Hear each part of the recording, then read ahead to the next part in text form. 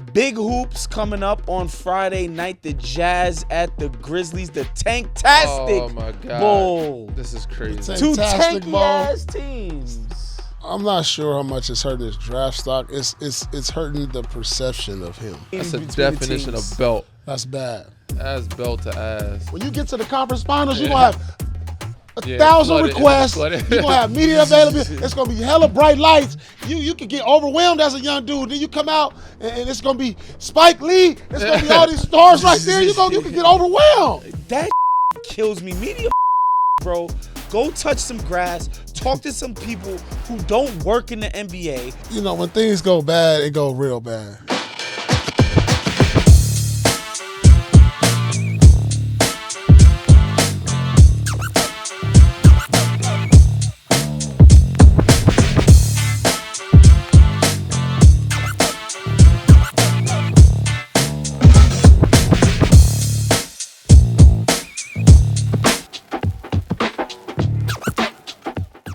Welcome back, ladies and gentlemen, to the latest edition of No Fouls Given, of course, presented by PrizePicks. As always, I'm joined by my co-hosts, Paul Pierce, Danny Green.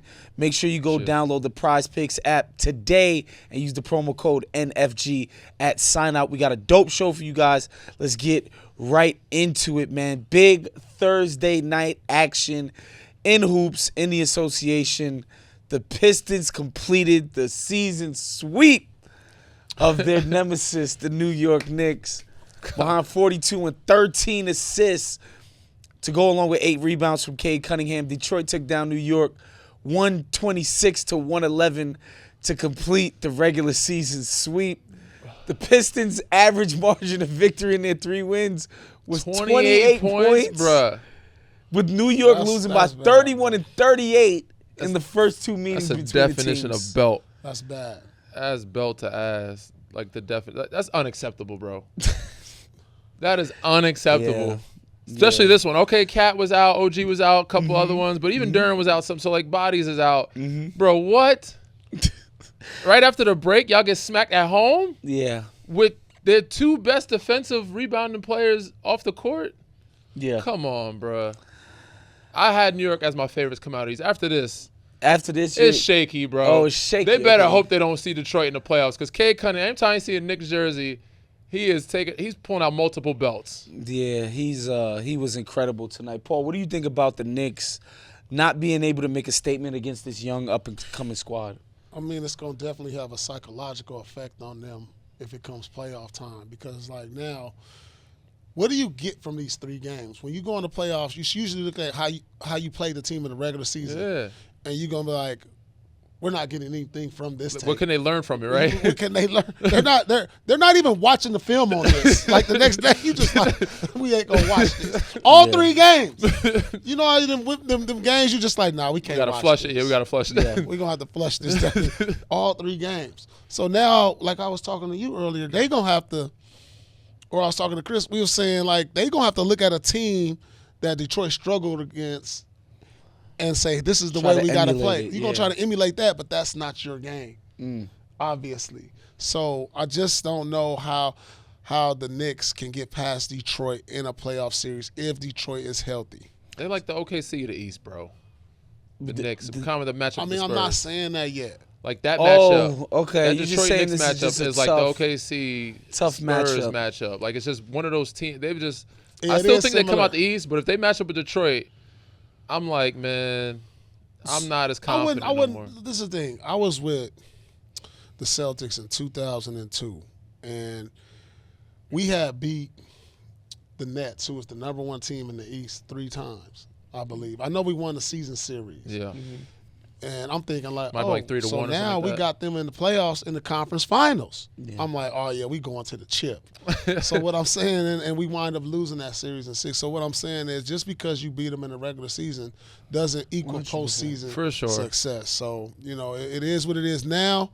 They won the 3 battles. Now win the war. Let's see who wins the war. I'm saying – they won it handedly too. So like if Detroit, if they match up in these conference finals and Detroit loses that, I'm saying they shit the bed. Something happened with the coach. So you think Detroit is the distinct favorite against this team? Against this team. Against the Knicks. You not just like beat. Like I understand if it was close games. I'm like, all right, it's just regular season.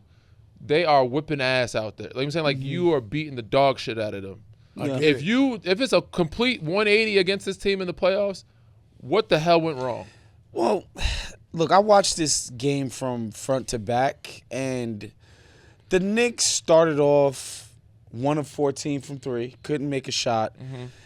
And, you know, the game was mostly competitive until the Pistons kind of blew it open in the beginning of the fourth quarter. And to me, I just think their defense was just unacceptable, just unacceptably bad in the sense that Detroit just never looked uncomfortable at any point in this game. Cade got wherever he wanted to, whenever he wanted to. And whenever the Knicks did send help, it was just coming from obvious places, and he was just picking them apart. But what I will say about Detroit in a playoff setting, their offense isn't this good. Mm-hmm. You know, they do lack secondary ball handling. They do lack shooting. They're not going to be a hard team to scout in terms of you need to load up on Cade. Yeah. You need to force these other guys to beat sure. you. You need to make Tobias Harris a dribbler. You need to, like... It sounds easy till you have to do it. If you don't have the personnel to do it, I think they the look Knicks good have against the Knicks. Their offense looks good against the Knicks because I think there's a chip on their shoulder, especially with Cade Cunningham. It starts there. I hear that. I And think the they Knicks shoot have better. the personnel to make Detroit not look like the best offense in the NBA. For sure. Maybe that's a crazy thing to say, but that's just No, they should my play better. opinion. They should play better. I'm looking at it. Turnovers wasn't that big of a differential. Rebounds wasn't that big of a differential. The 3 was a little like, I don't know, man. I'm just Detroit saying. just generated way easier looks. That's like if you watch the flow of the game, like everything was in the flow. And then, you know, there were times where the Knicks kind of forced Cade to take a tough, crazy step back after a bunch of dribbles, and he made it. Like, Detroit played incredible tonight. It's not like they were mediocre and won this game. I just think the Knicks, like, if you're looking at your defense against this Detroit offense in a game that you felt like you were supposed to win, not being able to come up with more stops than they did, Paul, I think that's concerning. Even with the regular season, the way it went, I'm not confident in the Detroit beating the Knicks in a playoff series, because if they meet, they're gonna have to meet in the conference finals, right? Mm-hmm.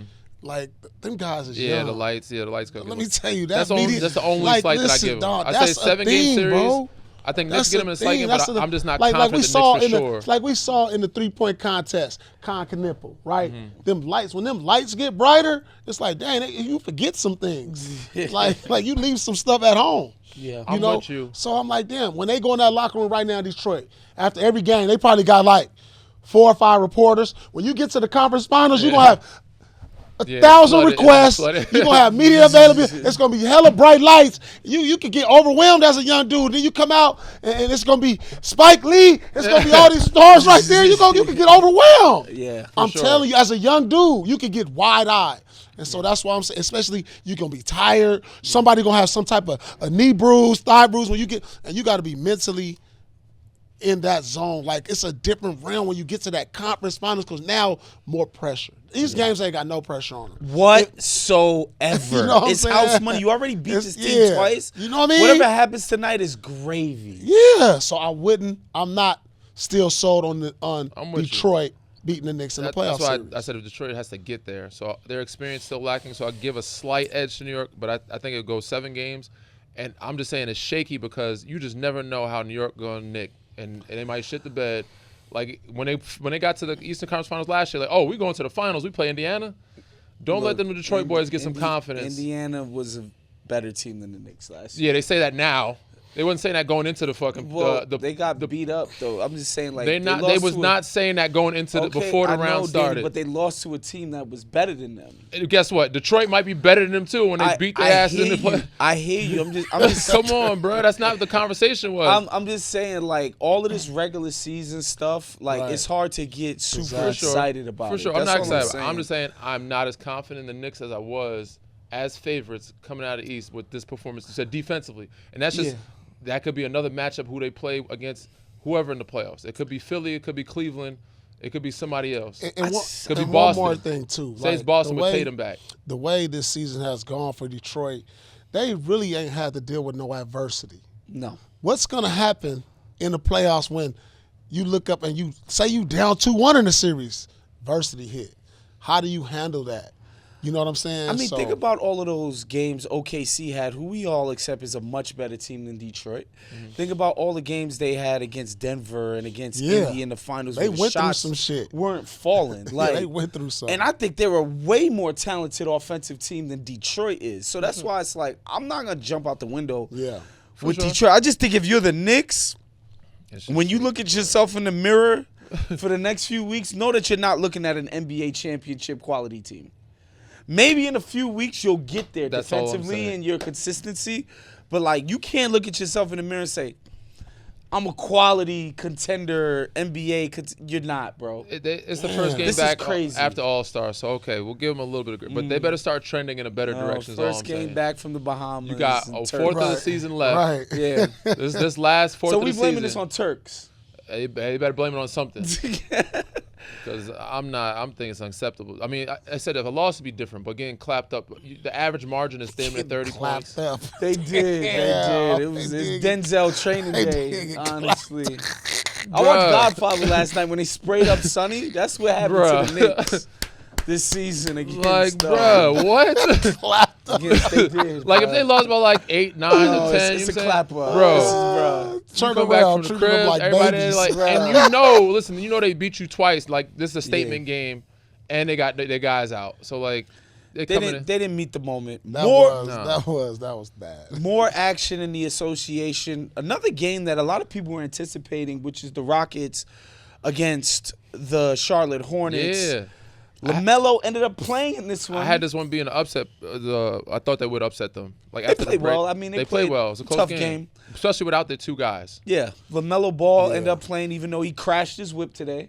Crazy. That happened. Oh damn. Today. It happened. I thought it happened like or maybe it was recent. Played 31 minutes. Not his best game. 11-7-7. The Rockets look pretty good. KD 35-8. Yeah, he's still hooping. Now he's surprisingly been healthy most of the season. More part of the season than I thought. The whole season. Melo, you can tell mentally he's probably trying to get over that accident. You know what I'm saying? So it was yesterday. So like coming back from that, but KD's been hooping. He's pretty much been the only consistent one from them. So you saying he had to recover from swerving and been in that corner? Oh yeah, he got it. It's gonna take some time. Mentally, he's probably not like in a comfortable space. You know what I'm saying? Yeah. Probably dealing with some legal issues. He took that one to heart. Social media on his head right now. Yeah, Rockets, I think a great win coming out of the break. This is a young team that's been surging. As Chris pulls up footage of LaMelo Ball. It's crazy. And his custom Hummer. The tire flew off, which was crazy. It looked like a damn Batman mobile when I saw it from one end. I'm like, what kind of shit is Jesus from right there? It looked like he's coming out of Gotham City. That's scary, man. But the other angle, it showed the tire pop right. I'm like, damn, how the hell that little So this guy's making a left-hand turn and LaMelo's just going straight through the light? You got to see. No, it's going. They just going in opposite directions. Yeah, but why? Oh, he's trying Nobody's to turn. turning. Nobody's turning. So how do they just run into each other? You got to get the other angle. No, Melo swerved into the other lane. I think that's he swerved. New he angle must have dropped. been looking at his phone or something. He just swerved. Look. He's going straight. Melo. Oh, yeah. He got out of his in the wrong lane. He in the wrong lane. Yeah, he swerved. That's crazy. Yeah, and then that tire popped right up off. Look.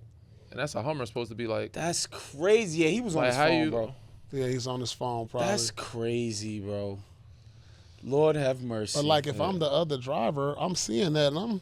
Yeah. He probably not paying attention as much either. He probably didn't think he's gonna turn that wide. That's crazy. Yeah, he probably didn't think he's gonna turn that wide. I mean, prayers up for everybody involved, man. We hope everybody's safe, and I mean, Melo obviously seems to be fine. He played 30 minutes, but we hope the other parties involved are safe and healthy. Yeah, I'm glad everybody came out unscathed. I was doing this the Basketball Illuminati podcast with my guy Zach Harper and Mo DeKeel, and they were asking me which one of these teams between Charlotte and Houston was more likely to get derailed by off-court stuff. And I think with Charlotte, it's the off-court stuff is really just LaMelo. It's been chill. It's been chill since they. I mean, yeah. it was a theme for them like Miles 2-3 Bridges years ago. had his Even when Brandon Miller huge first big came, problem. Brandon Miller, came into yeah, the he league, got but then they drafted had, with like, that kind of stuff. What was it book night? They had a couple other incidents, and then they had Kai over there. What's with the colorful?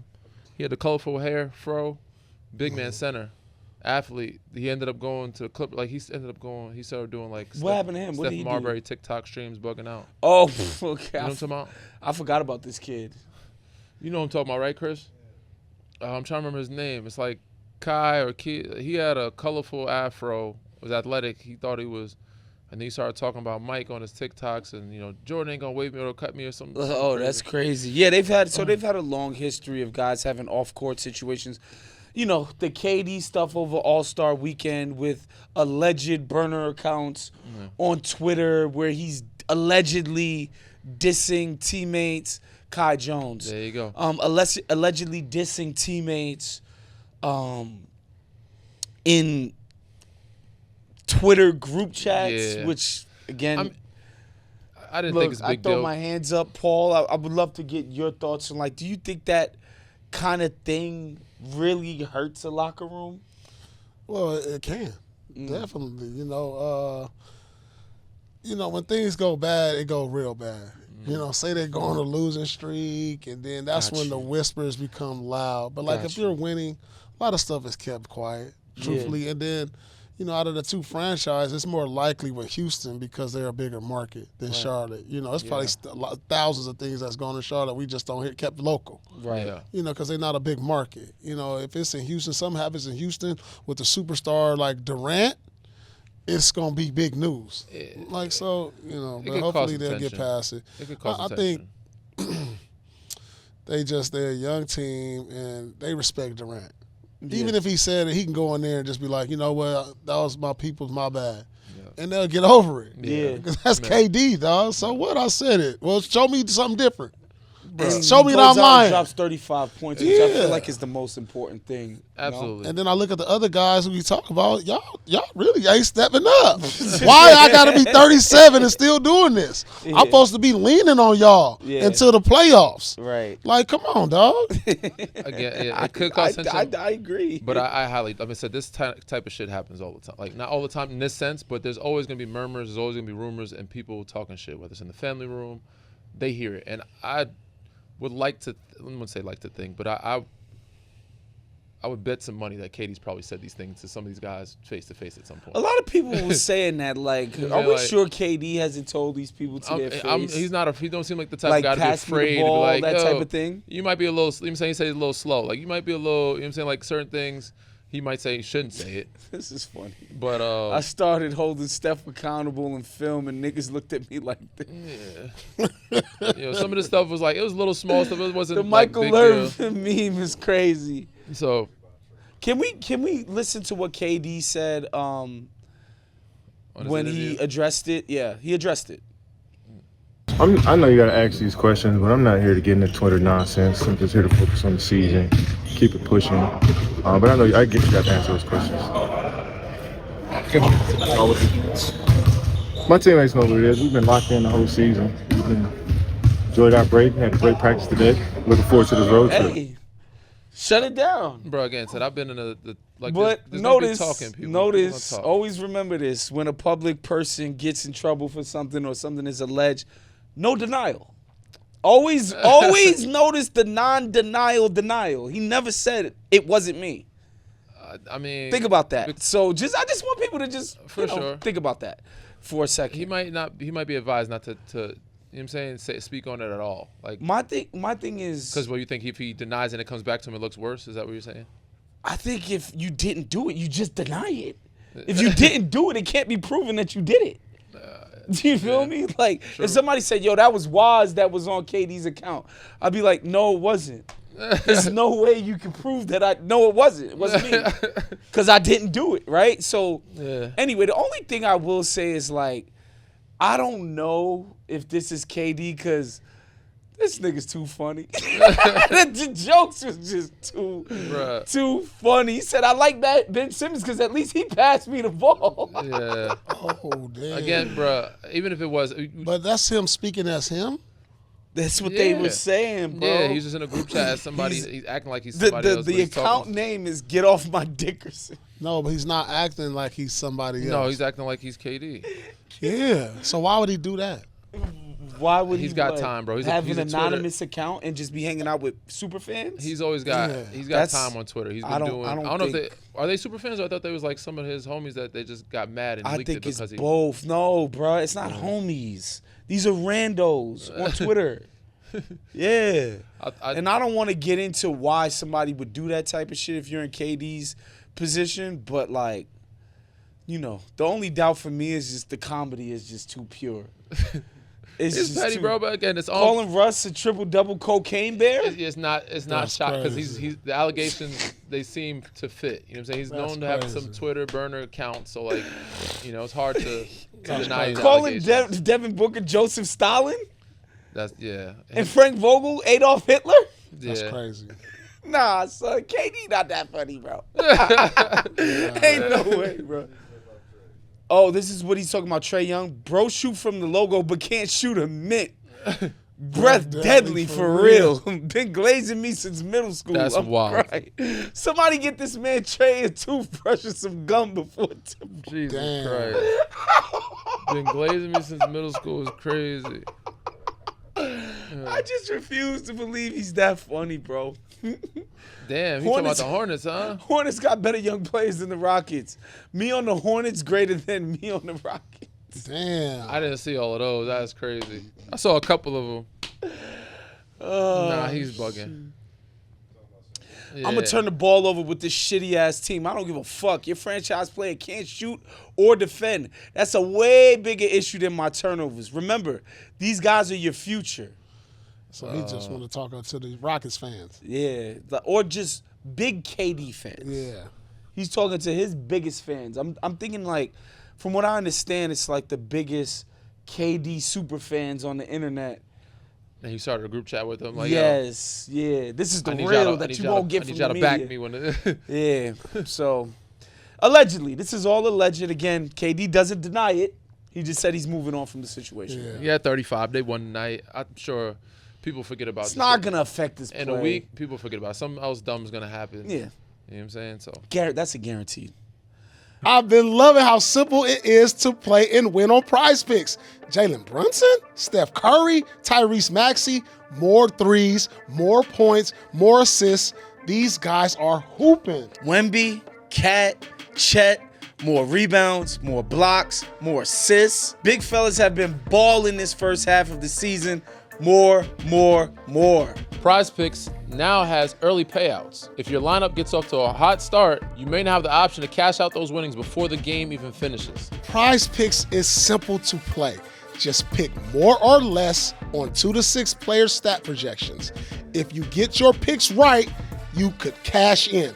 Pick from all your favorite sports, anything from basketball, baseball, hockey, UFC, soccer, college basketball, tennis, golf, esports, and more. It may no longer be football season, but hey, man, we got so many other sports to build some awesome lineups with. Just make sure you download the PrizePicks apps today and use code NFG to get $50 in lineups after you play your first $5 lineup. That's code NFG to get $50 in lineups after you play your first $5 lineup. PrizePicks. It's good to be right. Look, man, there's a reason why every time we play pickup, somebody want to guard me like it's game 7. Some things just make sense. They've been doing this for over 35 years, fighting for the people. People just like us, just like all of y'all listening. When we say large, we mean large. Morgan & Morgan has over 100 offices, more than 1,000 lawyers nationwide. That's not a law firm, that's a whole squad. When hiring Morgan & Morgan, it's like hiring an army that has your back. And the numbers speak for themselves. They've recovered over $25 billion from more than 500,000 clients. Real results. Like in Florida, one client got like $12 million after the insurance company only offered $350,000. And in Pennsylvania, a client ended up with $29 million when the insurer's best offer was $500K. But here's the thing. If you hire the wrong law firm, you might be beat before the game even starts. All law firms are not the same, and there's a reason Morgan & Morgan is America's largest injury law firm. If you're ever injured, you can check out Morgan & Morgan. Their fee is free unless they win. For more information, go to forthepeople.com/NFG. That's forthepeople.com/NFG. Or you can dial pound LAW, that's pound 529 from your cell. This is a paid advertisement.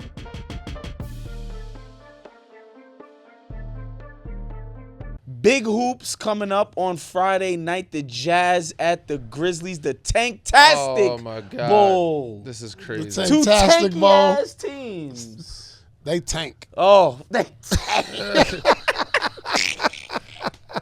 Oh, you tank. Y'all tank. Y'all tank. Y'all stank. Bum ass Jazz and the Memphis Grizzlies in a tank off for the ages. I'm gonna go ahead and give y'all the easiest possible wager, Yeah, maybe in the history of life. probably going less on everything here. I'm going. Lowry Markkanen, more than 25.5 points. No Less. chance. No chance. I'm going less on Lock everything. it. This is the lock of the century. This is the lock of the century. Yeah. Lock of the century. Is he even gonna play in the second half? He better do that. If he gonna do it, he gotta do it in like. He got to 15 do it in minutes. two quarters. Yeah. Yeah. He got to go Darren Peterson Yeah. if he want to do that. Yeah, that's crazy. That's Yeah. crazy. So Shots. yeah, I'm Oh, going way man. less than that. My guy Jalen Wells, man. I like that he's taking more ownership of the offense and stuff like that. I've been a fan of his since For last sure, year. he can hoop. He can hoop. Just great draft pickup for Memphis. One of my favorite guys on their team. More or less than 18.5. See, this is an easy more for me. Because he's going to actually play. He's going to play hard. Yeah.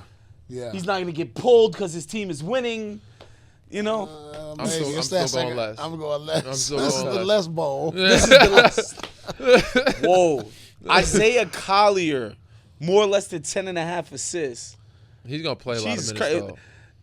though. He's gonna play a lot of minutes. I'm still going less. I think he's gonna shoot a lot, but I'm going less on assists. So it's PrizePicks might have got confused and thought this was John Stockton. I don't know about this I'm number. going- Bro, he had boy. what's the name? 20 or something assist game. He Yeah, had he some did, crazy. he So did. he been dishing. so my Dishing other out. guy, he's not playing now. If he's starting, Keontae George? Keontae George, right? Barely. Yeah. They just sitting him. They're doing Barely. the same chicanery. Yeah, But he's yeah, out yeah. right now. Amazing. That's for both teams. That's There's Jesus like 14 Christ. players on there. Out All of right, roster I'm of going less. 30. I'm going less with everybody. The less Adam bowl. Silver, get your league, boy. Less on Isaiah Collier. Yeah, I'm going less. Yeah. Yep, less. Yeah. Speaking of Tank and the disgusting situation that we find ourselves in via the association, multiple sources with knowledge of Thursday's GM meetings as well as late January competition committee meetings told ESPN that the following concepts have been discussed to curb tanking.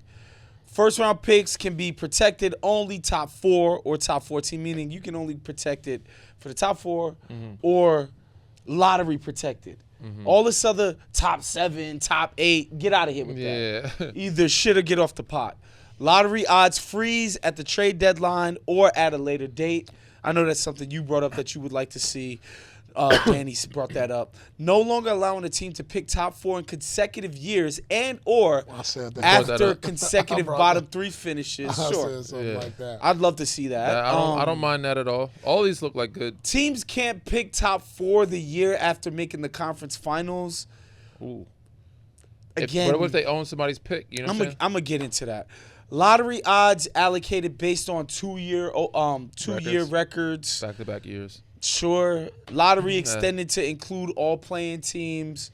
Flatten odds for all lottery teams. I would love to see that, honestly. Like the same amount of balls. Everybody gets the same balls. Yeah. Whether you're 1 through 14. Yeah. I would love So- that so much. That would make it because then you're not. There's just nothing to tank. It's kind of the same as freeze framing the.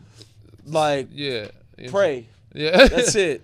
Which of these ideas are the best and most effective? I like to flatten the odds. Me too. Yeah. I do Flatten like odds not bad. I like the flatten odds. It's simple as it's more simple than the rest. You don't make the playoffs, you have the same amount of odds.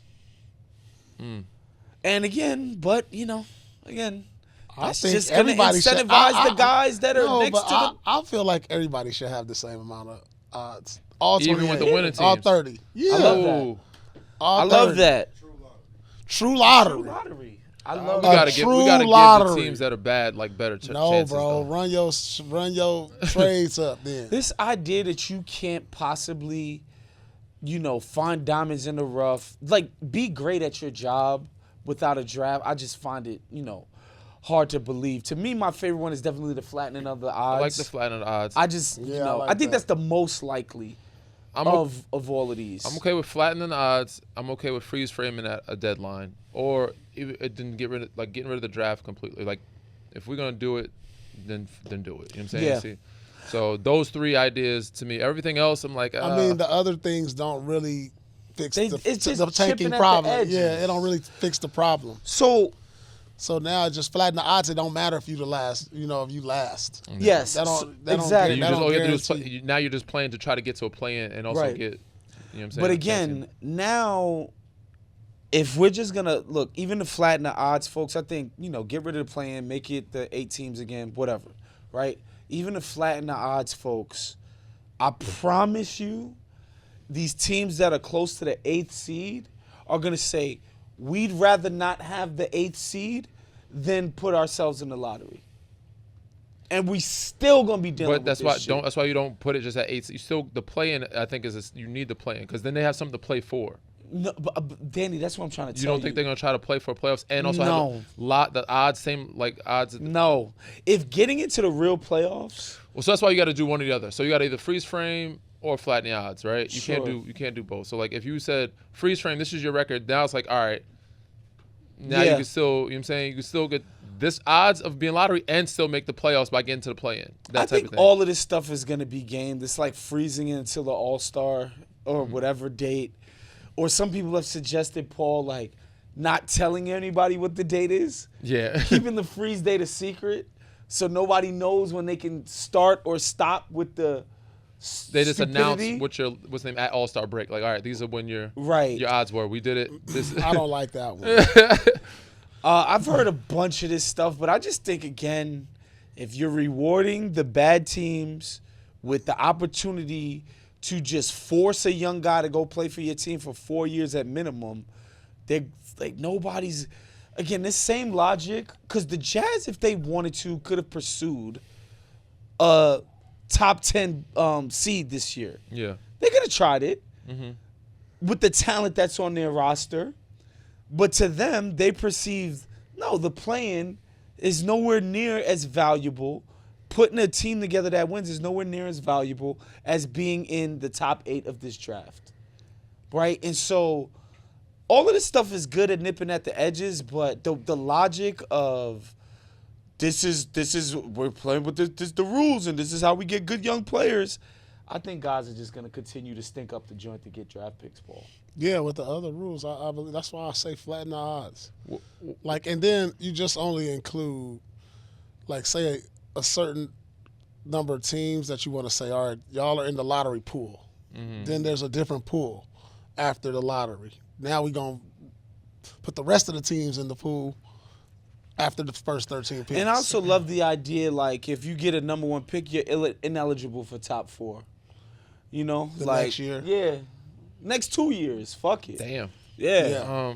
Pray on the number 6 or whatever. Like, cool.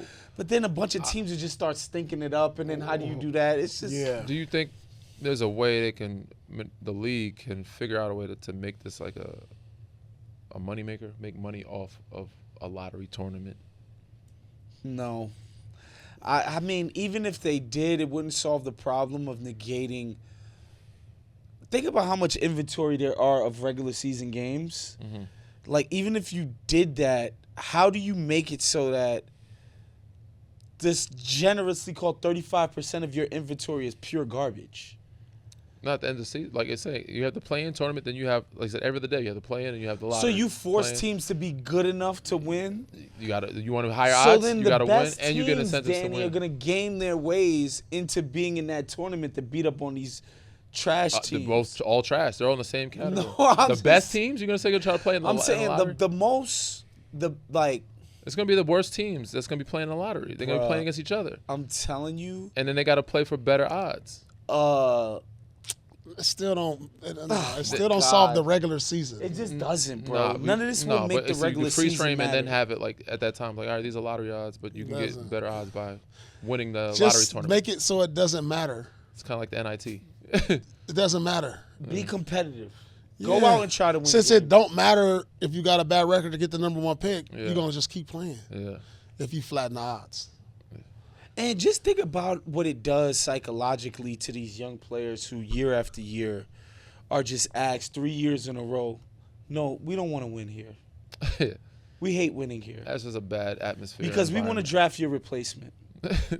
It's the most, like, the psychology of this shit is the most insane thing to me. Mm-hmm. You know, even with Joel Embiid on the Sixers, I'm not saying he's not a winner or he's not a winning player, but I do think there's something to the psychology of how they started his career. For sure. Where it's like, it's the process and you're the savior, Joel. And it's just like, bro, you think that didn't affect the guy's work ethic? Him and Ben. Or the way, that whole and Ben Simmons, the way they approach their professionalism. For sure. And Joel with his conditioning and all of this stuff. Like, it's just a nasty environment. Culture to it's set. Not a good DNA to have. It's bad marketing for your league and your product. It's nasty for the culture within your organization. It's just so toxic. And I'm tired. That's another thing, man. This is one of my rants, guys. Because I'm on the media side. And I got a lot of love for my media guys. But it's very obvious to me that most of them spend their time talking to GM motherfuckers, management types, who are like, no. We're so smart for tanking. Here's how efficient we are. Here's how we're optimizing for everything. And then these motherfuckers come out and they try to explain to fans why, no, this is smart, guys, and you should love it. Yeah. You should love this spreadsheet manipulation shit like that these fucking dorks are doing. We can get AJ in front of we do it this offices. way. Yeah. And that shit kills me. Media motherfuckers, bro, go touch some grass, talk to some people who don't work in the NBA, who love the NBA as a sport and as a passion, and try to kick this bullshit y'all be talking about. Oh, this is so smart to optimize. This is cold-hearted efficiency. Like, you sound fucking crazy, bro. I'm sorry, this is a media rant for me. Because, again, they're not talking, not to say these guys don't talk to players, but I promise you, when guys are out there peddling this pro-management, this pro-tanking, this efficiency optimization bullshit, it's because they just getting it directly from these GMs, assistant GMs, scouts, et cetera, et cetera. For sure. Absolutely. Yeah. Well, they got to do something. We'll see what they come up with. They're going to come up with something sooner than later, I'll tell you that. Because people you're not the only one ranting about it. I pray on it. Well, power moves. Shout out to my guy Dan Morgan, came through, son, on the live Pulled pod. up to the live show, man. Who knew he was a podcaster too? Came up on the couch. Seamlessly podcasted. I'm telling you, boy. Man, we gonna hey, Morgan, we gonna need some more of them bucks. we turning y'all into free podcast training. It's crazy. No. Power moves presented by Morgan & Morgan. This time, man, it's Stephen A. Smith who said, quote, "There is no team in hell that should grab Darren Peterson at number 1. You cannot do it. The first ability is availability. My brother, Darren Peterson, I hope you're watching because I'm talking directly to him. What the hell is going on? You are a college player. There's 24 to 25 games. He's already missed about 11 to 12. Yeah. End quote. And minutes restriction on like 5 or 6. Like he's come out early on like 5 or 6 of them or something like that. Paul, is this a power move or is this hurting his draft stock? Darren Peterson. I'm not sure how much it's hurting his draft stock. It's hurting the perception of him as a person and his brand. Mm-hmm. And, you know, that's what these kids think about the most is their brand. Like when you have us talking about it and, you know, guys on ESPN and whatever networks they talk hoops and podcasts, this is not good for your brand. And teams are going to look at that and just be like, you know, how how's his competitive fire? How is his mental, about the game? Is it just a business or does he love it? You know what I'm saying? Those questions start to get asked when you see some of the things that happen. Or is it really something physically wrong with him? Really? Like let's Was he cramping up? Let's really do the research, and let's get in and talk to the coaches and the teammates and all of that when it's all said and done, before we just kind of like make our own opinion about what we think about them. So, but it doesn't look good as far as just perception and your brand. You seen him play? What did you see when you were there in person? I mean, I saw, like, a lot of people say, who is his comparison is. He reminds me a lot of like Bradley Beal. Mm-hmm. I see a lot of Bradley Beal in his game. Smooth, definitely a pro, plays like a pro in college. You see it. Yeah. I had the chance to see it up close, but like from watching on TV that the guy is a no-brainer pro. But also, like, I think when you draft, I want to understand who I'm drafting to. Let me talk to him in that process, because we always draft guys who, wow, the long arms, he can score so easy. But then you look up when they get to the league, the mentality ain't what you want it to be, to kind of try to compete for a championship or to really, really build around long term. And it's just like, damn, we saw all this, this upside, and it's just like, damn, he really didn't want it mentally. And that's what separates the guys from like going from superstardom to like whatever's that next level. Like when you like think about this, the only difference between Kobe and T-Mac was the mentality. Yeah, sure. Yeah. It was just like if he had close to Kobe's mentality, T-Mac would be considered one of the 4 or 5 best players to ever play. Yeah. Sure. And so, that's what I look at when I start, looking at, if I was a GM, I'll look at those little things. Will he be a great NBA player? He has a chance. I mean, I don't know if anybody's a sure shot, because I've seen number 1 picks not make it to the next level. All the time. But I like what I'm seeing when he does play, but things just has to get questioned on the perception of, who is he mentally. 2 things for you, Danny. Yeah. Like, what do you think this should do to his draft stock, if anything at all? And how do you feel about it personally, just as a player, as a hooper? I'm not a fan of it, man. I think it's, I wouldn't say you cheating the game, but like the basketball guys, like they reward you if you just go out there and do what you're supposed to do. Just go hoop, bro. Yeah. Like, you were talking about Kyrie, he played 11 games and he went number 1. Bruh. But it's very different. It's a different time. Like, he was hurt.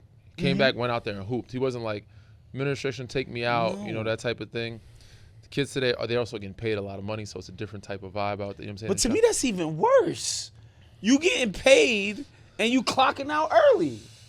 As a fan, it's worse. Yeah, it's called like, an honest day's pay for an honest day's work. They just don't have that same hunger that we had when we wasn't. Crazy, you know what I'm saying? It's different. It's a different type of mindset, it's a different type of approach. And like when I was on air today and I was talking about it, I'm like, they're trying to think of who's the last person to do some shit like this. Like, who sat out or shut it down? I was like, Markelle Fultz. You know what I'm saying? Ben Simmons. Like, those aren't the type of players you want to be in the same category. Is this going to trickle over from, like, into the next level? Like, is your mindset to quit and run, or to pack up and shut it down when things don't go your way? Like, that's not a good sign to start. You know what I'm saying? But I don't think it should hurt. He's still a very good player. He's young. I think he's doing what he's being advised to do, which I don't think is the right advice. I'm not sure if it's advised, though. Like, because I saw the game, he shot the 3, and he was just like, all right, that's it. Take me out. Yeah, but so you think he's coming to this conclusion himself, or is he actually? Or maybe he's actually physical. He might have been cramping up, but I think like once because he had 23, he had 20 in like 15 minutes. Like, I'm not sure if that's. He could have had a 30 ball. Like, is it or is? I can't believe that this is orchestrated. So that's what I'm saying, Paul. I think somebody's telling him, when you feel you got what you need to get out of there. When I think about you guys, Danny as well. If you cooking, bro, you want to hoop, bro. He had 20 in 15 minutes. Our favorite he cooked players, on some microwave type shit. He heating up real fast. Our favorite players, and we talk about Ticket all the time. Could you imagine Kevin Garnett doing something like this? I mean, you went to the extreme. I'm just saying, like that's like the most extreme. Like, I'm just saying, you went to the ultimate competitor of all competitors. Saying, it's just like give me somebody in the middle. It's impossible. Forget forget that. I wouldn't forget KG, excuse me. Even somebody like a LeBron, who I remember, this guy early on in his career, he's going out to New York in the summer. He's playing at IS8 with Sebastian Telfair. He's doing all this. It's just like, yo. Back in the day, everybody hooped, bro. Like, play basketball, bro. Even like you talking about some of your guys, Delonte West, Tony Allen. You know what I'm saying? Like Leon Poe, Perk, bro. Big Baby. Like Who? some of the guys you thought was like even if they're the softest guy on your team. What hooper that getting- you ever respected would Eddie House. manage this shit? Eddie House, this like, way? nah, we gonna get to it. I mean, I can't judge him in this climate because of the money, like you said. It's a different because of it'll be different in the NBA locker room. Mm-hmm. You know, because then you'll have guys saying, "Oh, yo, veterans that's gonna speak on it." Like right now, who's gonna tell a guy who's making all the Only money? Bill Self could And say then- anything. Yeah, but I'm saying, what does Bill Self want to do to future recruits? Also, you know, he has to set a precedent here to where he's like. I wouldn't know what to do if I was him. I don't know because you'll be stuck in between. Like if I allow him to do it, the next recruit, Tyron Stokes, is coming in next year, the #1 player in the country. Yeah. You know, is this something he's gonna eye and be like, I can do this once I get my number sit because I'm projected to be a top pick already as What's a the senior in high point of school. even playing anymore? So question, though? would you take him #1? Man, I would have to have a long conversation Would with you? him. Would I take him #1? In I an would have allegedly to, stacked draft. Remember, they told us this tanking is justified I because would the have draft to is have so stacked. I mean, I feel like the #1 pick. I like AJ DeBanson Yeah. because of he has the size. 6'9". 6'9", 6'10", Yeah. still young. Tools, like he has Yeah, potential. I like. Just the mindset's not there yet. You see Darren Peterson with a stronger approach to the game than AJ.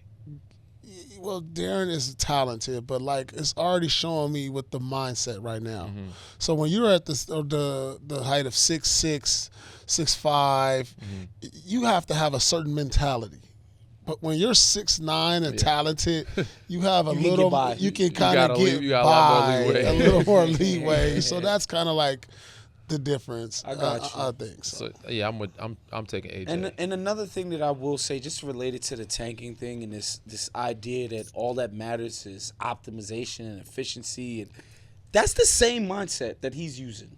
Yeah. I'm telling it stems from that same idea of we need to do whatever is best for numero uno, and a greater sense of responsibility to anything else is bullshit as far as we're concerned. Yeah. And I just think that's a whack mentality. Especially if you're on a team sport.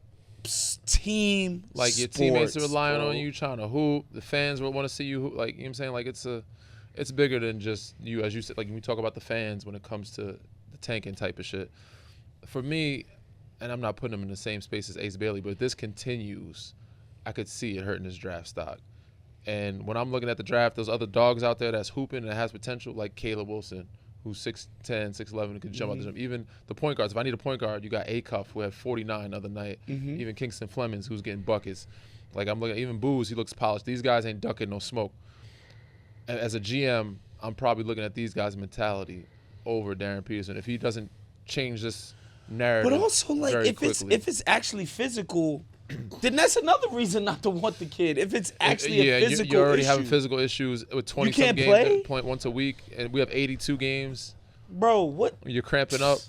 You better figure out. Right. You better take some electrolytes. You better not. You better take the Gatorade on the sideline when it's handed to you. He's not drinking the Gatorade.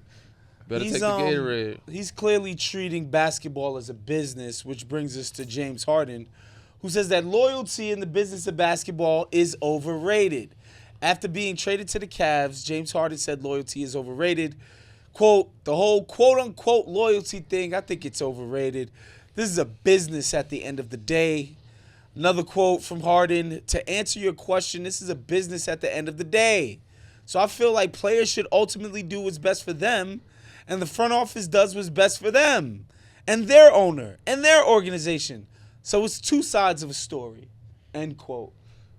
He's not wrong, bro. I know you don't want fans to hear it. You don't like to hear it. He's But not wrong. He's not wrong at all. It's like, yo, so we operate on loyalty, but they don't have to. But just don't say it. That's where the Yeah. issue comes in. So like Yeah. because he said it in the past, like I want to retire. I mean, I think his intentions were at the time, like, yo, I want to be here. If they do if they do right by me. Here's my problem with James and this just James. If they're not doing right by me, I'm gone. James specifically. I think if a guy who's known to have a tireless motor, never quit on a team, always came through in the biggest moment, says something like this, you can say that and be like, as long as I'm paid by an organization, I show up and I kill. He does 90% of the time. Okay? For a guy like James who, like, you know, put a fat suit on and the Brooklyn situation and then what he does with the Clippers and Houston was weird and it's a little shakier coming from him, Paul. Well, it all stems from, how he was done in Philly. It started. He wanted to get out of Houston, then he wanted to get out of Brooklyn. But Philly was where it started, like that bad taste thing. Yeah. This is my thing. Like, he's not wrong in it, but it also, like, when we as players start looking at it just as a business, it takes away the competitive spirit of the game. I agree. Like, it takes away a fan base growing with you and becoming one with the fan. And I get it. You only have a number of years to maximize your earning, potential. And I hate that the game has come to this, because when you look at the old school players, win, lose, or draw, they want to die with their franchise. They want to die with their fans.